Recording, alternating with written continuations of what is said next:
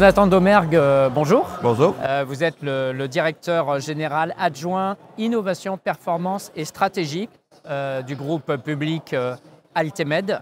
Altemed, je rappelle, c'est 550 salariés à travers les entités ACM Habitat, CERM SA3M et Énergie du Sud, dont les métiers sont l'aménagement urbain, bailleur social pour ACM Habitat donc, et énergéticien pour Énergie du Sud, dans la métropole de Montpellier, où nous sommes aujourd'hui à ce congrès national de l'USH sur le stand de Bialix, avec qui vous travaillez, vous allez nous en parler.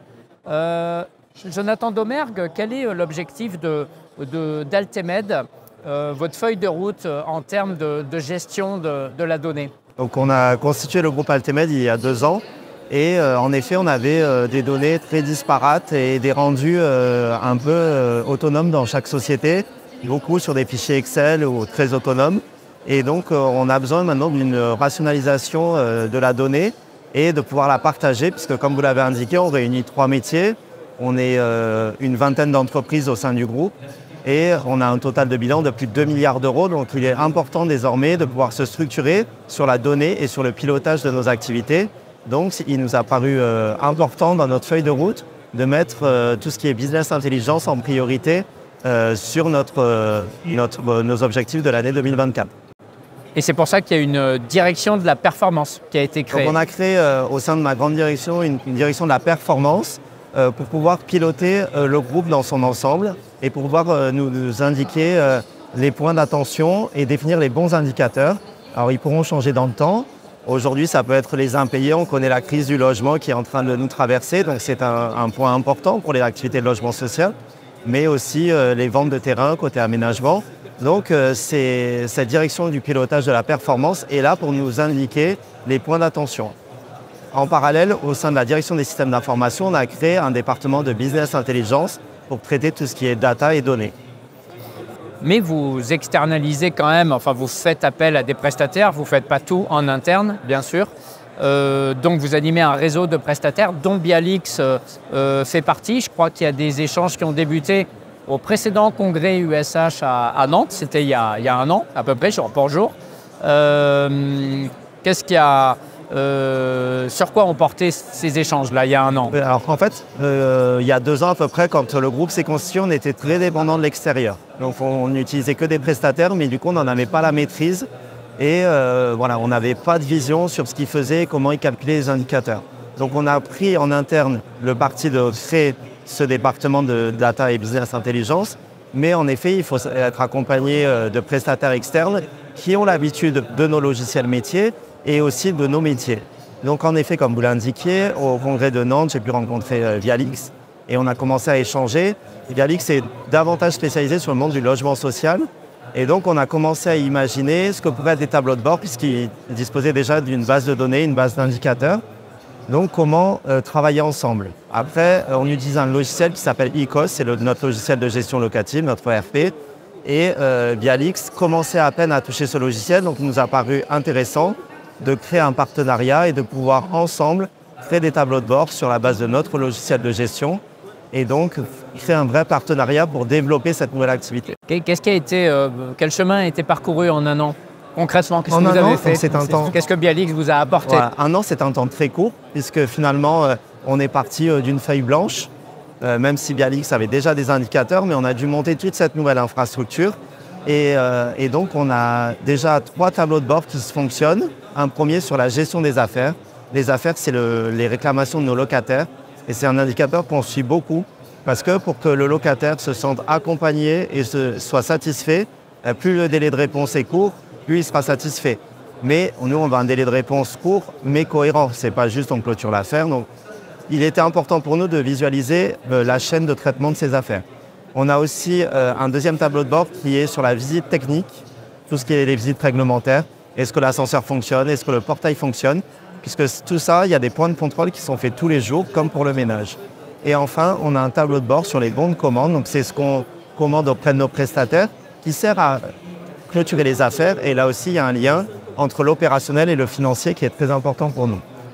Mais ces tableaux de bord, vous les aviez déjà, j'imagine. Enfin, qu'est-ce qui change concrètement? On les avait déjà, mais sur un mode assez fastidieux, on va dire, avec des rapports de données sur une vieille infrastructure qui avait une dizaine d'années, donc avec un manque de visibilité sur la méthode de calcul, qu'on avait un peu toiletté ces 6 derniers mois en créant des SMS qu'on reçoit automatiquement tous les jours, qui nous donnent les indicateurs de la journée d'avant.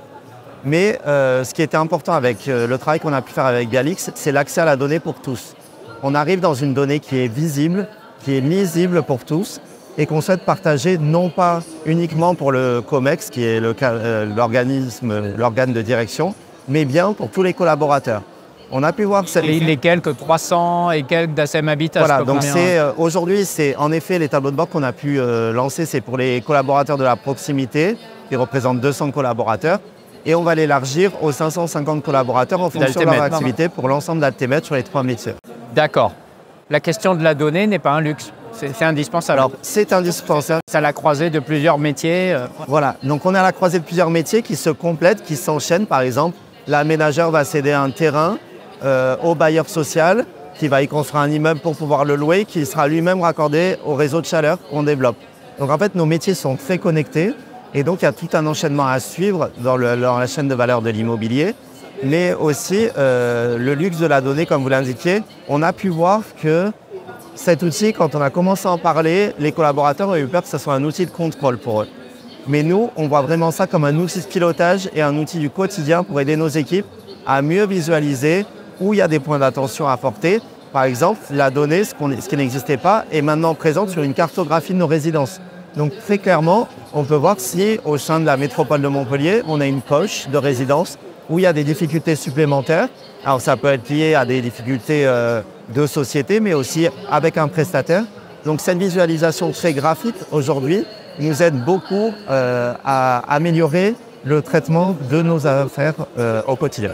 Et quels objectifs demain? Parce que là, la route a commencé depuis 1 an avec Bialix, c'est court, en effet, vous le disiez. C'est quoi les chantiers demain à aborder? Alors là, on a une feuille de route sur la partie logement social qui va s'étaler jusqu'à la fin de l'année, notamment avec un gros bloc sur les impayés, puisque c'est un sujet important. Là, jusqu'à fin 2024. Voilà, donc on sait que les ménages font face à des difficultés et donc on va mettre en place cet outil de suivi des impayés. Alors non pas que ça soit coercitif, mais plutôt pour accompagner les ménages, pour déceler dès le début des risques d'impayés et les anticiper et accompagner nos résidents dans ce processus de paiement de leur loyer. Après, en début 2025, on lancera une feuille de route sur le volet aménagement et sur le volet énergie qu'on est en train de rédiger, donc qui est en train d'être maturé, pour aussi jalonner tout au long de l'année tous les événements pour que d'ici fin 2025, on ait des tableaux de bord performants et tout ça dans un seul endroit, un seul outil et une seule façon de présenter les tableaux de bord. C'est vraiment du temps gagné. C'est du temps. Aujourd'hui, c'est de l'investissement en temps pour nos équipes, que ce soit nos équipes de l'informatique ou de la performance, mais aussi nos équipes métiers qu'on sollicite parce que finalement, c'est eux qui auront besoin de la donnée, donc ils sont pleinement associés dans ce processus. Mais demain, en effet, c'est du temps de gagner parce que c'est du temps qu'on ne passera pas à traiter la donnée, mais bien à l'analyser et être plus performant. Il faut rapprocher l'expérience utilisateur et l'expérience technique aussi, enfin le savoir-faire technique de Bialix. Enfin ça, c'est important, c'est un enjeu important de rassembler ces deux.